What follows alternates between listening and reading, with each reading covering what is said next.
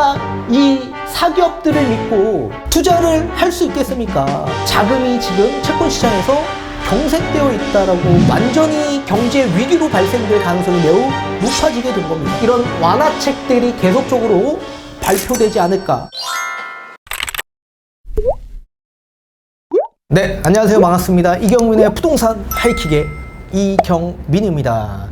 자, 요즘 경제 위기론이 계속 부각되면서 이게 부동산 시장에도 크게 영향을 미치고 있는 상황입니다. 이 건설사들의 도산 위기와 금융사들의 부실 위기가 계속 대두되고 있으면서 이게 앞으로도 굉장히 큰 이슈가 될 가능성이 매우 높아졌기 때문에 그렇습니다. 따라서 얼마 전에 비상경제 민생회의를 대통령 주재로 생방송으로도 이게 진행이 되면서 부동산 완화책을 발표했는데 앞으로도 이런 완화책들이 계속적으로 나올 가능성이 매우 높아졌다. 그 완화책은 가장 중요한 규제지역 해제 발표가 앞으로도 계속 있을 것으로 보여지고 있습니다. 자, 그렇다면 왜 이런 경제 위기론들이 발생이 되고 있고 이게 왜 부동산 시장까지도 영향을 미치고 있는지 여러분들이 반드시 아셔야만 앞으로 완화책들이 왜 나올 수 있는지도 알 수가 있을 겁니다. 그걸 오늘 여러분들이 좀 더 알기 쉽게끔 상세히 설명을 도와드리도록 하겠습니다. 자, 우선적으로 지금 경제 위기론을 여러분들이 이해하시려면 채권 시장부터 이해하셔야만 합니다. 여러분들 좀 알기 쉽게끔 쉽게 풀어드릴 테니까 잘 따라오시면 됩니다. 자, 이 채권 시장에서 가장 신용도가 높은 채권을 우리는 국고채로 보고 있습니다. 당연하죠. 국가가 발행하는 채권을 국고채, 지방자치단체가 발행하는 채권을 지방채, 또 금융채 중에 하나인 은행채도 당연히 신용도가 가장 높은 채권이라고 보시면 좋을 것 같습니다. 국가가 망할 일은 없기 때문에 당연히 국고채 그리고 지방자치단체의 채권이 가장 신용도가 높다라고 보셔야 될 겁니다. 자, 그런데 지금 현재 이 지방채에서 문제가 생겼기 때문에 이게 신용도가 완전히 무너지고 신뢰가 무너졌기 때문에 지금 자금 경색이 발생이 된 거다라고 보셔야 됩니다. 자, 그러면 왜 자금 경색이 발생이 됐냐? 우리 레고랜드 사태를 많이 들어보셨을 겁니다. 이걸 이해를 잘 못하시는 분들이 있기 때문에 제가 좀 쉽게 설명을 도와드린다면 이 강원도 산하 기관인 강원중도개발공사가 시행사 역할을 맡아서 레고랜드를 계획하고 건설 계약을 2010년에 체결을 하게 됩니다. 그리고 2015년에 개장을 목표로 하고 공사를 시작을 했는데 선사시대 유적지가 거의 도시급 형식으로 굉장히 많이 발견이 되었습니다. 그래서 공사가 지체가 됐고 2020년 코로나19 사태로 인해서 또 개장이 미뤄지기 시작합니다. 이렇게 불어나고 있는 사업 비용들이 늘어났기 때문에 이 사업 비용을 충당하기 위해서는 자금 조달이 필요하지 않습니까? 이 자금 조달은 당연히 채권 시장에서 채권을 발행해서 자금을 확보할 계획으로 있었는데 그게 2,050억 정도가 채권 발행에 성공을 했다.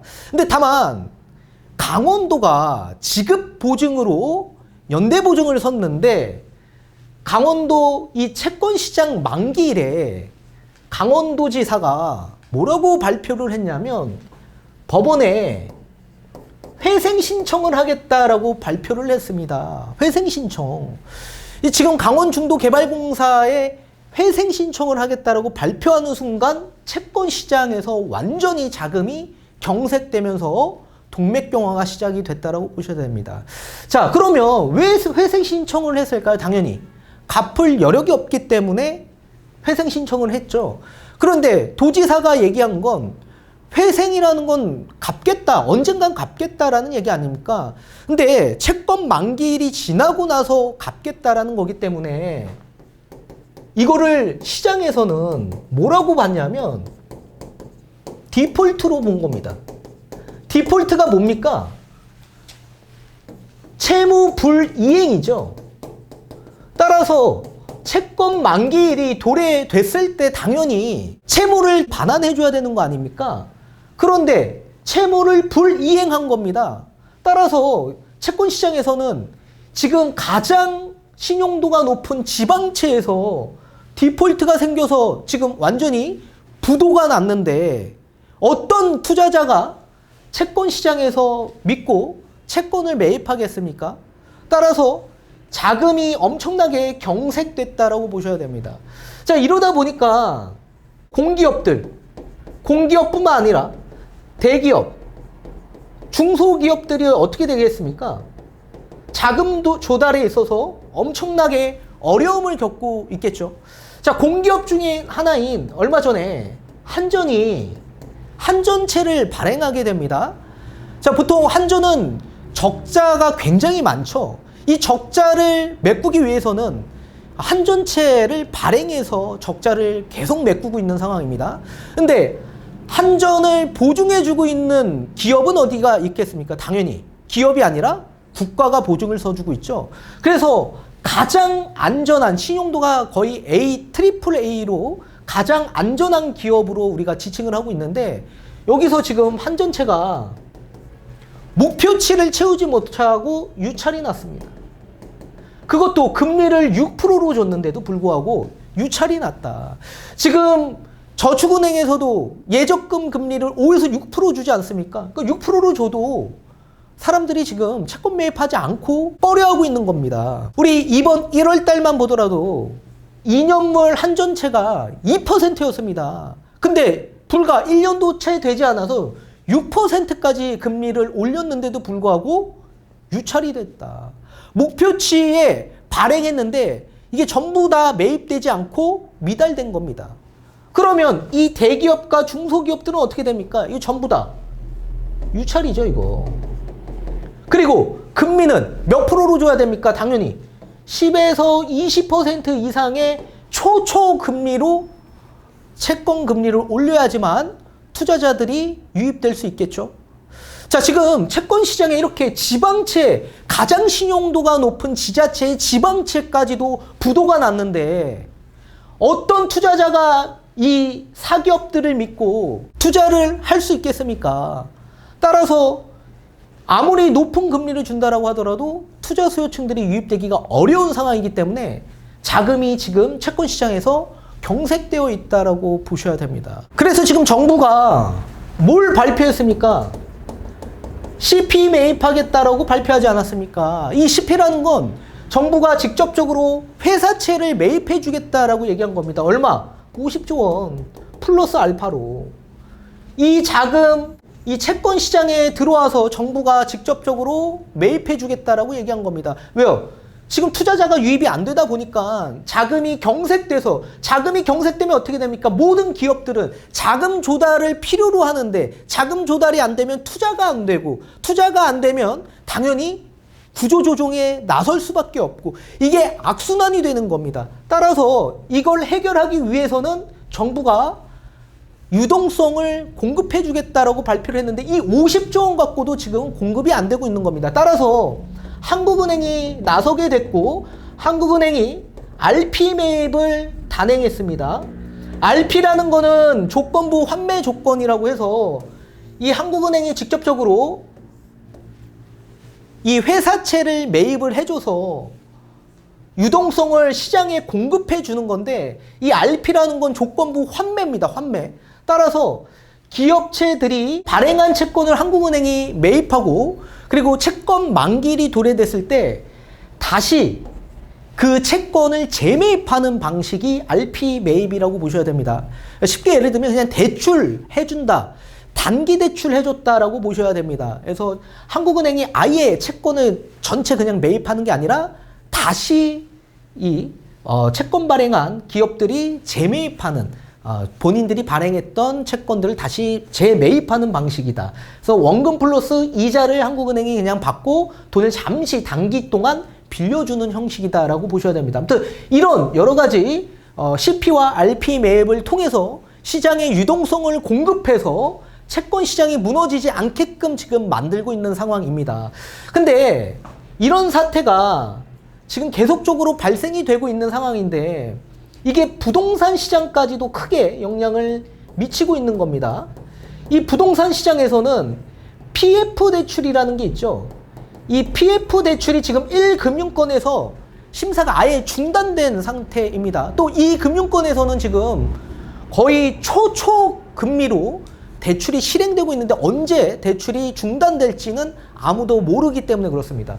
자, 이렇게 지방채도 지금 무너져 있는 상황인데 어떤 투자자가 지금 이 중소기업이 대기업이 짓고 있는 이런 건설사를 믿고 투자를 하겠습니까? 그러니까 이런 지금 PF 대출이 만기되는 이런 건설사들이 돈을 갚아줘야 되는데 돈을 갚지 못할 경우 발생되는 도산 위기가 지금 계속적으로 대두되고 있는 상황입니다. 자, 얼마 전에도 둔촌주공 마찬가지 PF 대출을 받았습니다. 이 PF 대출은 보통 앞전에 제가 예전에도 설명을 드렸다시피 보통 대출이라는 건 담보 목적이나 아니면 신용 목적으로 대출을 실행해 주지만 이 부동산의 PF 대출은 프로젝트 파이낸싱 대출이라고 해서 이 부동산의 프로젝트를 보고 시행사의 프로젝트를 보고 사업성을 보고 대출을 해주는 겁니다. 그래서 부동산 시장에 있어서는 이 시공사들, 시행사가 PF 대출을 받아서 공사를 시작을 하죠. 그 돈으로. 그리고 나서 분양 수익을 내서 다시 PF 대출을 상환하는 방식이라고 보셔야 됩니다. 자, 그래서 둔촌주공도 약 7천억 정도의 PF 대출을 받았는데 이거를 다시 상환을 해줘야 될 만기일이 도래됐는데 그 자금 조달이 어디서 필요합니까? 돈이 어디 있습니까? 아직 분양도 안 했는데. 따라서 얼마 전에 차환 발행을 했습니다. 차환 발행. 이 차환 발행이라는 건 뭡니까? 지금 이 채권, 발행한 채권을 만기일이 도래됐을 때 또 다른 채권을 발행해서 그 채권을 상환하는 방식이 차환 발행이다라고 보셔야 되는데 둔촌주공이 여기에 지금 성공을 했죠.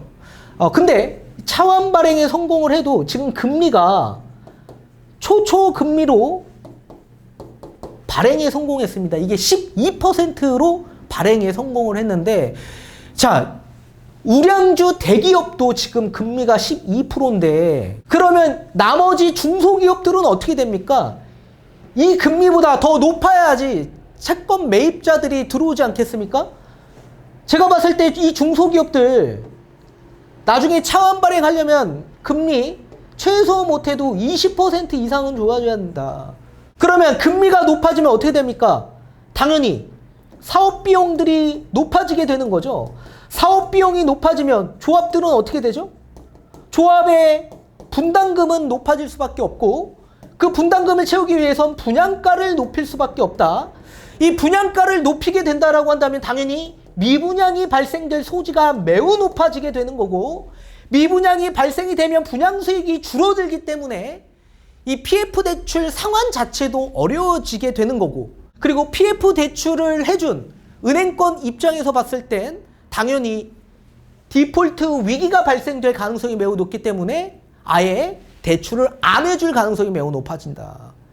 이게 지금 연쇄 이동으로 완전히 경제 위기로 발생될 가능성이 매우 높아지게 된 겁니다. 따라서 이 미분양이 나지 않게끔 하기 위해서는 반드시 완화책을 쏟아낼 수밖에 없겠죠. 그 완화책은 어떤 완화책이냐? 분양시장에 있어 완화책을 우선적으로 발표를 할 수밖에 없다. 그래서 1주택 같은 경우에는 처분하는 조건으로 청약에 당첨이 되신 분들이 있죠. 그런 분들이 6개월 이내에 처분을 해줘야 되는데 만약에 6개월 이내에 지금 시장도 안 좋은데 어떻게 처분합니까? 그러면 청약을 포기할 수밖에 없겠죠. 청약 포기하면 미분양 나는 거 아닙니까? 그래서 2년 이내로 처분하는 조건으로 완화해 준 거고 중도금 대출도 마찬가지입니다. 분양가 9억 원 초과될 경우에 어떻게 됩니까? 중도금 대출 한 푼 나오지 않습니다.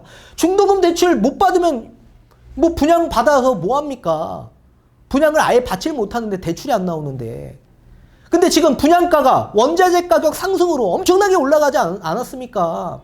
둔촌주공도 지금 25평 수준이 분양가가 9억이 넘을 것으로 예상하고 있습니다. 그리고 장이동이나 뭐 이런 강북적 일부분도 웬만해선 다 9억이 넘어갑니다. 그럼 중도금 대출이 안 나오면 미분양에 대한 문제가 계속적으로 나올 수밖에 없기 때문에 분양 가격을 올려준 겁니다. 12억 원으로. 따라서 분양시장의 완화책을 계속적으로 발표할 수밖에 없고, 또 잔금 대출이나 이렇게 대출을 받아야 할 분들도 마찬가지, 대출을 받아야지 분양이 해소될 수 있기 때문에 대출 완화책도 함께 나오게 된 겁니다. 따라서 앞으로도 이 분양시장을 회복하기 위해서는 완화책들이 계속적으로 나올 수밖에 없다라고 볼 수밖에 없는 겁니다. 자, 그렇기 때문에 지금 가장 우리가 이 지방채에서 문제가 나왔던 문제가 촉발된 이 사태가 이 부동산 시장까지도 굉장히 크게 미치고 있기 때문에 이 경제 위기론이 계속적으로 크게 작용하고 있다라고 보셔야 됩니다. 그래서 앞으로도 이런 완화책들이 계속적으로 발표되지 않을까 그렇게 판단하고 있습니다.